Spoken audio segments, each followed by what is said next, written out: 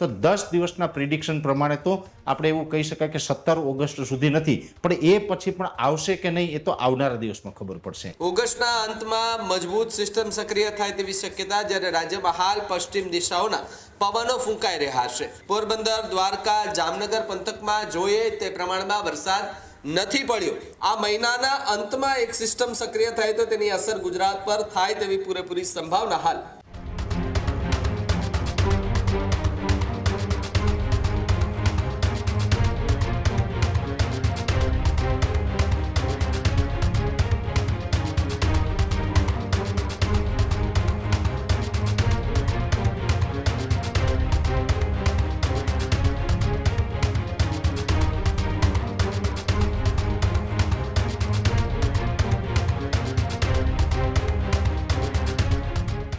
મહત્વપૂર્ણ સમાચારોમાં હવે આગળ વાત કરીએ. સમાચાર વરસાદને લઈને સામે આવી રહ્યા છે. હવામાન નિષ્ણાંત પરેશ ગોસ્વામીએ વરસાદને લઈને ફરી એકવાર મોટી આગાહી કરી છે. આગામી 10 દિવસ રાજ્યમાં નહિવત વરસાદની શક્યતા છે, જ્યારે 17 ઓગસ્ટ સુધી કોઈ સિસ્ટમ ના આવવાની વાત પરેશ ગોસ્વામીએ કરી. ઓગસ્ટના અંતમાં મજબૂત સિસ્ટમ સક્રિય થાય તેવી શક્યતા, જ્યારે રાજ્યમાં હાલ પશ્ચિમ દિશાઓના પવનો ફૂંકાઈ રહ્યા છે. હાલ ગુજરાત પરથી વાદળો ગાયબ થઈ ચૂક્યા છે, જ્યાં રાજ્યમાં પશ્ચિમ સૌરાષ્ટ્રથી સૌથી ખરાબ પરિસ્થિતિ હોવાની વાત પરેશ ગોસ્વામીએ કરી છે. જ્યાં પોરબંદર, દ્વારકા અને જામનગર પંથકમાં વરસાદી અછત જોવા મળી રહી છે, એટલે કે ખેડૂતોને ખૂબ મોટું નુકસાન જોવા મળી રહ્યું છે. પોરબંદર, દ્વારકા, જામનગર પંથકમાં જોઈએ તે પ્રમાણમાં વરસાદ નથી પડ્યો, એટલા માટે તેના ખેડૂતો હેરાન પરેશાન થઈ રહ્યા છે. વાવણી લાયક પણ વરસાદ ન પડ્યો હોવાની વાત અત્યારે જોવા મળી રહી છે. ત્યારે આ બધાની વચ્ચે 10 દિવસ હજુ પણ રાજ્યમાં વરસાદની નહિવત શક્યતા છે.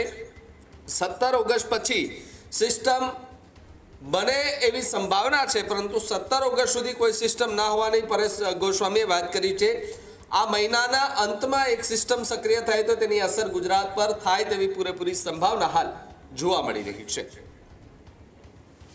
હવે હાલમાં જોવા જઈએ તો કોઈ સારો વરસાદ થાય ને હવામાનમાં બદલાવ આવે તેવી તો શક્યતાઓ નથી. હવે આપણે ઘણી વખત એ પણ વાત કરી હતી કે 17 ઓગસ્ટ સુધી તો કોઈ સારા વરસાદની સંભાવનાઓ નથી, પણ 17 ઓગસ્ટ સુધી સંભાવનાઓ નથી એના મતલબ એવો પણ નથી કે 18 ઓગસ્ટથી આપણે વરસાદની શરૂઆત થશે. જે અલગ અલગ મોડેલોના આધારે અત્યારે આધુનિક ટેકનોલોજીની અંદર જે 10 દિવસનું અમે પ્રિડિક્શન કરતા હોય તો 10 દિવસના પ્રિડિક્શન પ્રમાણે તો આપણે એવું કહી શકાય કે 17 ઓગસ્ટ સુધી નથી, પણ એ પછી પણ આવશે કે નહીં એ તો આવનારા દિવસમાં ખબર પડશે. જોકે ઓગસ્ટના છેલ્લા અઠવાડિયામાં ચોક્કસથી એક લાંબા ગાળાના અનુમાન પ્રમાણે મને વિશ્વાસ છે કે ઓગસ્ટના છેલ્લા અઠવાડિયામાં આવશે, અને એમાં પણ લગભગ આપણે વાર્ષિક કાર્યક્રમ એપ્રિલ મહિનામાં મૂકીએ છીએ, તેમાં મેં એક ચર્ચા કરી હતી કે જે ઓગસ્ટનો શરૂઆતનો ફેઝ હોય, એટલે કે 1 ઓગસ્ટથી 15 ઓગસ્ટ સુધીનો જે સમયગાળો હોય એમાં કદાચ જરૂર પડે તો એકાદું પિયત આપવાની તૈયારી રાખવી પડશે, અને એ સમય અત્યારે આવી રહ્યો છે. આપણે ખૂબ લાંબા સમયનું જે અનુમાન આપ્યું હતું એ જ સમય છે અત્યારે ચાલી રહ્યો છે. ઘણી જગ્યાએ 2 થી 3 દિવસમાં પિયત પણ આપવું પડશે.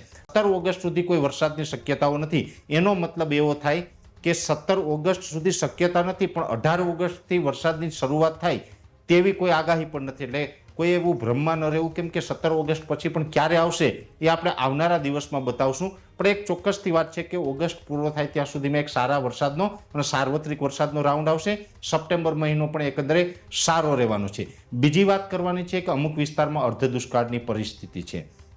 આમ જોવા જઈએ તો અત્યાર સુધીમાં જે વરસાદ નોંધાય ગુજરાતના 95% વિસ્તારની અંદર સારા વરસાદ નોંધાયા છે, પણ 5% રાજ્યના એવા વિસ્તાર છે કે જેમાં આજ દિવસ સુધી કોઈ વરસાદનું સારું પરફોર્મન્સ જોવા નથી મળ્યું. જેમાં ઉત્તર ગુજરાતના એકલ દોકલ અમુક સેન્ટર છે, કચ્છની અંદર પણ એવા અમુક ગ્રામ્ય વિસ્તાર છે, એક દાહોદ જિલ્લાના અમુક વિસ્તાર છે, અને એની સાથોસાથ પશ્ચિમ સૌરાષ્ટ્રની સૌથી વધારે પરિસ્થિતિ ખરાબ હોય તો એ પશ્ચિમ સૌરાષ્ટ્રની છે, જેમાં દ્વારકા, જામનગર, પોરબંદર જેવા વિસ્તાર આવતા હોય છે. હવે આ વિસ્તારની અંદર આ વર્ષે કોઈ ખાસ વરસાદનું પરફોર્મન્સ જોવા ન મળ્યું, એટલે કે ત્યાં એક દિવસની અંદર 2 થી 3 ઇંચ સુધી વરસાદ પડ્યો હોય એવું પણ આખા ચોમાસા દરમિયાન જોવા નથી મળ્યું. જ્યારે પણ પડ્યો ત્યારે સામાન્યથી મધ્યમ ઝાપટાઓ ચોક્કસથી નોંધાયા છે, પણ કોઈ સારા વરસાદનું પરફોર્મન્સ જોવા નથી મળ્યું. એટલે એ દુષ્કાળ જેવી પરિસ્થિતિમાં અત્યારે આ અમુક એરિયા છે એ અત્યારે જોવા મળી રહ્યા છે. ખેડૂત ભાઈઓ છે એ ખેતરમાં ડ્રોન ઉડાવતા હોય છે ત્યારે આપણે એક પ્રશ્ન સતાવતો હોય છે કે જે આપણે અત્યાર સુધી જીપીએસ ટેકનોલોજીવાળા ડ્રોન વાપર્યા છે, જેથી કરીને મોબાઈલ ટાવર છે અથવા તો હાઈ ટેન્શન લાઇન પસાર થતી હોય, કોઈ વૃક્ષો હોય, ત્યારે જે જીપીએસ ટેકનોલોજીવાળા ડ્રોન છે એમાં ટકરાય અને ટ્રેસ થાય છે. પણ એગ્રીવન લાવ્યું છે જીએનએસએસ ટેકનોલોજી ડ્રોન, જેથી કરીને એ ડ્રોન છે એ કોઈ જગ્યાએ ટકરાય નહીં, પોતાની રીતે જ ડિસિઝન લે છે અને મૂવ થઈ જાય છે, જેથી કરીને જીએનએસએસ ટેકનોલોજી ડ્રોન છે એ વાપરવાનો આગ્રહ રાખો. હજુ સુધી તમે અમારી ચેનલને સબસ્ક્રાઇબ નથી કરી તો અત્યારે જ ન્યૂઝરૂમ ગુજરાતને સબસ્ક્રાઇબ કરો, ફેસબુક અને ઇન્સ્ટાગ્રામ પર ફોલો કરો.